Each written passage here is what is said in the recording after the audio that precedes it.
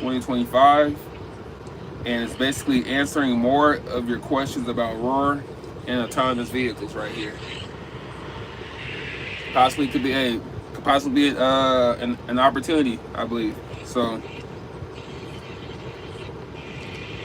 it says we are on the cusp of one of the most exciting moments in Aurora's history.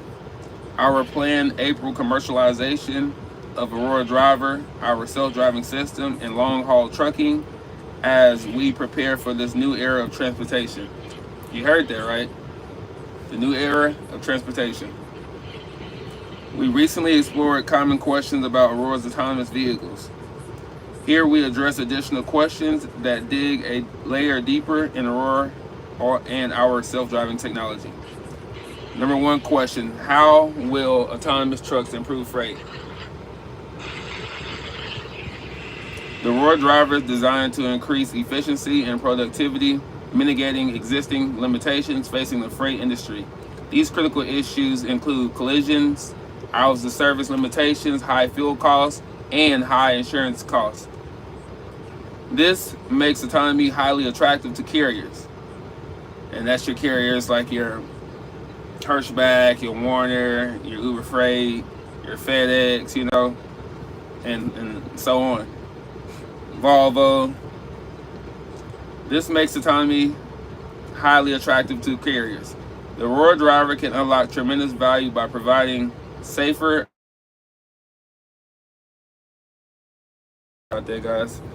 operations, higher vehicle utilization, improved fuel efficiency, faster freight, and scalable and stable driver supply. Now, next question is Aurora a safe self-driving technology going to eliminate truck driving jobs, which is very important for most people that's concerned. So here, according to the American Trucking Association, there is a truck driver shortage of approximately 60,000 drivers today. Rather than replacing jobs, self-driving trucks will begin to address the existing shortage that is forecast to grow as a result of natural turnover of an aging workforce, all while boosting wages and supply chains efficiency. In addition, the U.S. Department of Transportation 2021 report on the macroeconomic impacts of automation and long-haul trucking estimated that autonomous trucking is set to create 26,000 to 35,000 new jobs per year on average. So guys, I'm invested into the stock. What's going on? I'm invested into the stock, but they also have jobs that they're promising in the next coming years.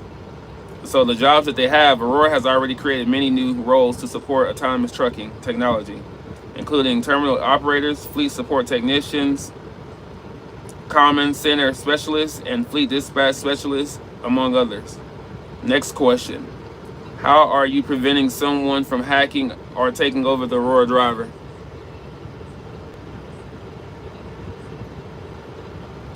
Who is that right there, man? Shout out to the Drip King out there, man. I see you.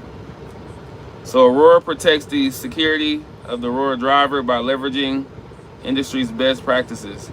A deeply experienced team, built-in product protections, and a cross-function rapid response protocols.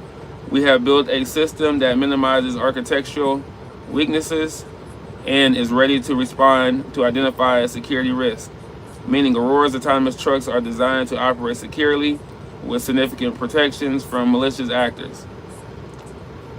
The Aurora Driver is a closed system designed to operate independently, meaning neither Aurora's team nor external actors can remove, control the vehicle.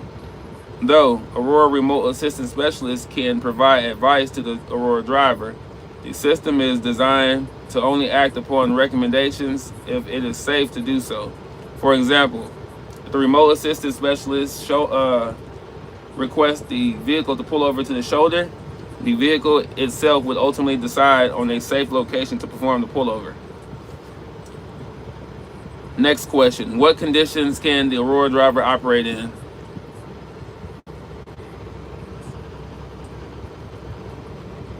So, The operational design domain, or the ODD, refers to the condition in which the Aurora driver is designated to function, including the geography, weather, and conditions, and other considerations. By the end of 2025, we expect our vehicles will operate in autonomy within the following ODD.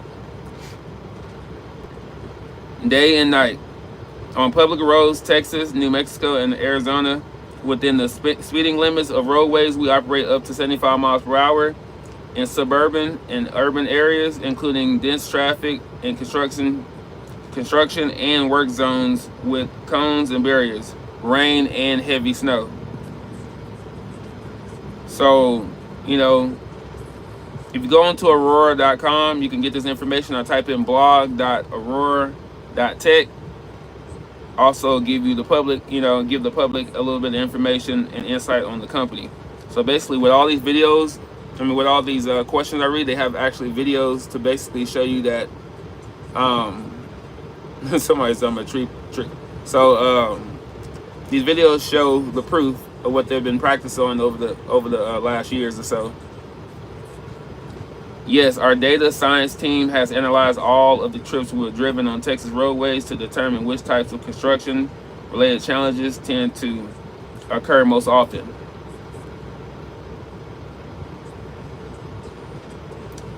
By focusing our resources on overcoming these challenges first, we prioritize developing capabilities for the Aurora driver that have the highest impact.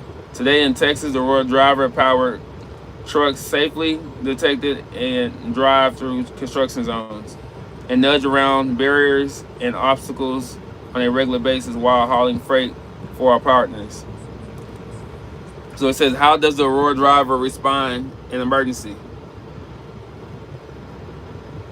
The Aurora driver is designed to operate like a law-abiding, responsible, and considered road user. This means yielding to active emergency vehicles and executing maneuvers in a safe, responsible, and predictable way without blocking intersections or confusing other drivers. We teach the Aurora driver perception and motion planning system to detect, recognize, and react to emergency vehicles in different scenarios using large amounts of data. For more complex scenarios, such as an accident scene or if an active emergency vehicle is blocking a traffic lane, the Aurora driver will request guidance from the remote assistance specialist. In this case, the remote assistance specialist provides guidance, but the Aurora driver will only act if it determines the action is safe. To help ensure a safe, consistent interaction with emergency vehicles, Aurora has worked closely with the public safety agency at all levels of government. This includes the Frisco Police Department in Texas. Together, Aurora and Frisco PD conducted over 800 first responder road tests, which helped out only strengthen Aurora's autonomous trucking capabilities, but also help local law enforcement better understand and work with self-driving vehicles. So next question, how does the Aurora driver respond to red light runners? So every question here, guys, there's a video that basically show you how they respond in real live traffic. One benefit of having a system that is always monitoring and reacting to world around it is the ability to anticipate and avoid a collision. Here, the Aurora driver detects a pedestrian on the side of the highway over 300 meters away. As the Aurora driver approaches the pedestrian to run out into the road, the Aurora driver immediately slows down to allow them to safely pass by and then continues on its journey. In this video, the Aurora driver slows down and avoids a collision that occurs directly ahead. Allow the Aurora driver has the green light. It's detected and yields to the red light runner.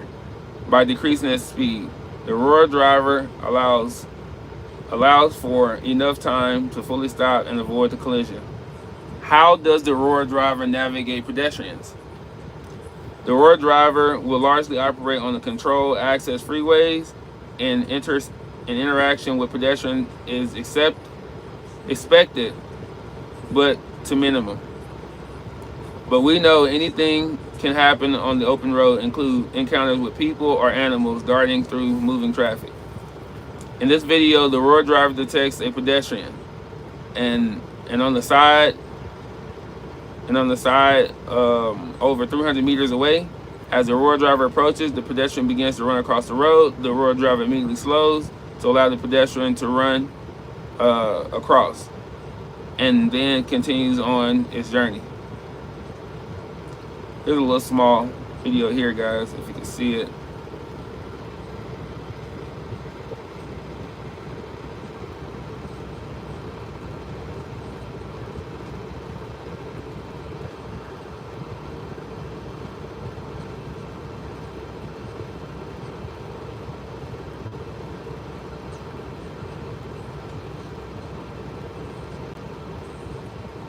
There you go. How does the fueling works? And it's for a lot of drivers that have experience. How does the fueling work if there is no one in the cab? Our trucks can go the distance of roughly 1,000 miles on a single tank of fuel. At launch, the Aurora driver will drive distances requiring only a single tank, or pre-trip inspections include verifying fuel levels to support the mission, while our technology monitors fuel throughout the trip. So they have monitors that fuel their truck throughout the trip if needed. We've installed fueling capabilities at Aurora's terminals, ensuring that trucks can be refueled before they depart on their mission. As we grow our nation network to include routes exceeding 1,000 miles, we'll introduce additional fueling options along those corners to keep our trucks running smoothly. And it says here, we are approaching a special moment. It has been a culmination of years of preparation and innovation, the launch of our first autonomous commercial trucks. Be sure to circle back for more exciting updates and milestones. So guys, on that video, basically just explaining to, the public of what's going on and what's about to happen. Now, for your beginner truck drivers, your seasoned truck drivers, and also your drivers that are basically veteran truck drivers, I think this is an opportunity.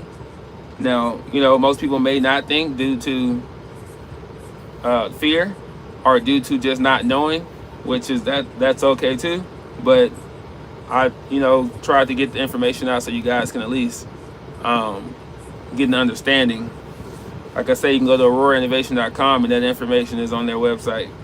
So coming up in the next month or so, Aurora is definitely launching their self-driving truck with no human in the truck from Dallas to Houston, and that's going to be something crazy to see, innovative to see.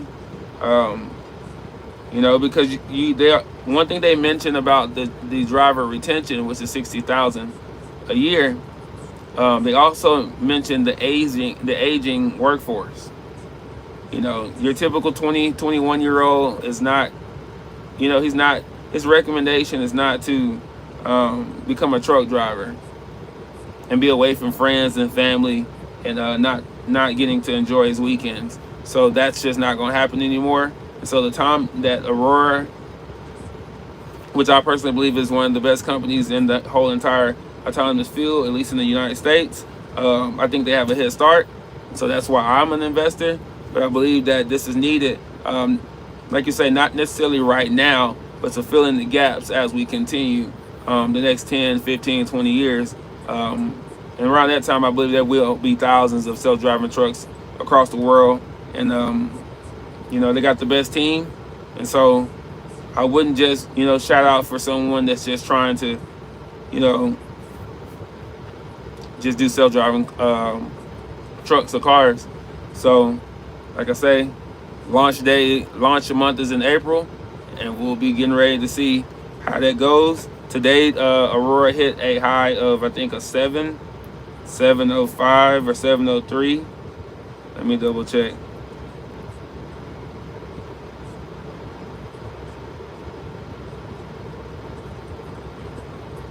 Well, it's not really showing me here, but I know they hit a high of 707, 702 today, and Aurora was up 11%.